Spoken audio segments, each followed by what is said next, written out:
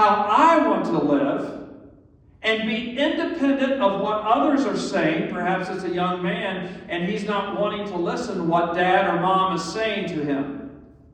Or it's a church and we're not wanting to listen to what the pastor's saying. Because sometimes the pastor's saying the right thing. Not always. Or more importantly, above all, sometimes we don't want to change course and listen to God. We don't want to humble ourselves and admit, I'm not holding my hands right. I'm not doing what I need to do in life. And you'll never grow in your relationship with God until you're willing to humble yourself and ask God, forgive me for being stubborn.